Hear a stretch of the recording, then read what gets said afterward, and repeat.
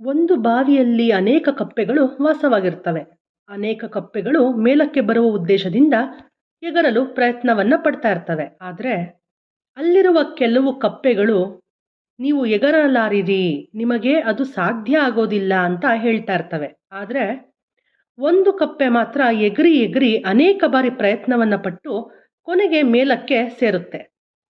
ಏಕೆಂದ್ರೆ ಅದು ಕಿವುಡು ಕಪ್ಪೆ. ಇವರ ಮಾತು ಅದಕ್ಕೆ ಕೇಳಿಸ್ಲಿಲ್ಲ. ಅಂದ್ರೆ ಬೇರೆ ಕಪ್ಪೆಗಳ ಮಾತು ಅದಕ್ಕೆ ಕೇಳಿಸ್ಲಿಲ್ಲ. ನಿರುತ್ಸಾಹಗೊಳಿಸುವವರ ಮಾತುಗಳನ್ನ ಹೇಳುವವರ ಬಳಿ ನಾವು ಕಿವುಡರಾಗಿರ್ಬೇಕು. ಯಾವುದೇ ನಕಾರಾತ್ಮಕ ಮಾತುಗಳನ್ನ ಕೇಳಿಸಿಕೊಳ್ಳದೆ ನಮ್ಮ ಸಾಧನೆಯನ್ನ ಮಾಡುತ್ತಾ ಗುರಿಯ ಕಡೆಗೆ ಮುನ್ನಡೆಯಬೇಕಾಗಿದೆ ಮಾಸ್ಟರ್ಸ್. ನಮ್ಮದು ಕೇವಲ ಬಾವಿಯಲ್ಲಿರುವ ಕಪ್ಪೆಯ ಜ್ಞಾನದಂತೆ ಆಗಬಾರದು. ಬದಲಾಗಿ ವಿಶ್ವವೆಲ್ಲವೂ ಸಹ ನಮ್ಮ ಪ್ರಪಂಚವಾಗಬೇಕು. ಧ್ಯಾನದಿಂದ ಎಲ್ಲವೂ ಸಾಧ್ಯ. ಪ್ರತಿ ಮನೆಯೂ ನಮ್ಮ ಮನೆಯಾಗಬೇಕು.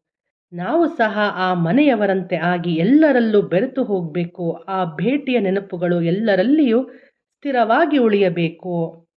ಧ್ಯಾನ ಮಾಡಬೇಡಿ ಅಂತ ಹಿಂದಕ್ಕೆ ಎಳೆಯೋರು ಜನ ಬಹಳಷ್ಟು ಇರ್ತಾರೆ. ಇದು ಕೇವಲ ನಿಮ್ಗಷ್ಟೇ ಅಲ್ಲ, ನನಗೂ ತಪ್ಪಿದ್ದಲ್ಲ, ಪತ್ರಿಜಿಯವ್ರಿಗೂ ಸಹ ತಪ್ಪಿರಲಿಲ್ಲ.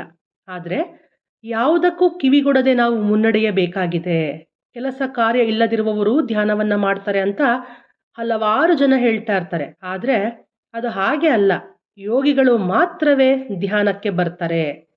ಧ್ಯಾನಕ್ಕೆ ಬಂದಿರುವ ಎಲ್ಲರೂ ಅದನ್ನ ಸಾಬೀತುಪಡಿಸಿದ್ದಾರೆ. ಅವರವರ ನಂಬಿಕೆ ಎಂದಿಗೂ ಸಹ ತಪ್ಪಾಗಿಲ್ಲ.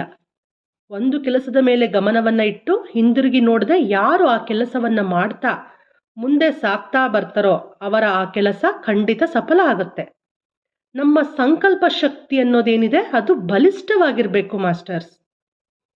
ಎಷ್ಟು ಜನ ಹಿಡಿದು ಹಿಂದಕ್ಕೆ ಎಳೆದರೂ ನಾವು ಹಿಡಿದ ಕೆಲಸವನ್ನ ಪಟ್ಟು ಬಿಡದೆ ಸಾಧಿಸಬೇಕಾಗಿದೆ.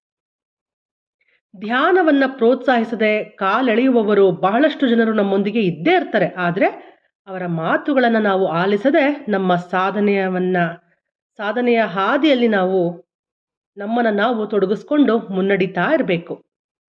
ಧ್ಯಾನದಿಂದ ದೊರೆಯುವ ಆನಂದ ಅಪಾರವಾದದ್ದು. ಅಂತಹ ಆನಂದ ನಮಗೆ ಬೇರೆ ಯಾವುದರಿಂದಲೂ ಬೇರೆ ಎಲ್ಲಿಯೂ ಕೂಡ ದೊರೆಯುವುದಿಲ್ಲ.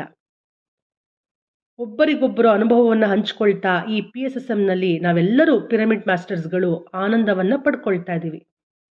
ಧ್ಯಾನದಿಂದ ಎಲ್ಲವೂ ಸಾಧ್ಯ ಎಂಬುದನ್ನು ಸಾಬೀತುಪಡಿಸ್ಕೊಳ್ತಾ ಇದ್ದೀವಿ ಅಲ್ವಾ ಮಾಸ್ಟರ್ಸ್? ಇನ್ನು ಮುಂದಾದರೂ ಅನ್ಯರಿಗೆ ಕಿವಿಗೊಡದೆ ಧ್ಯಾನ ಸಾಧನೆಯನ್ನ ಮಾಡ್ತಾ ಮುನ್ನುಗ್ಗಿ.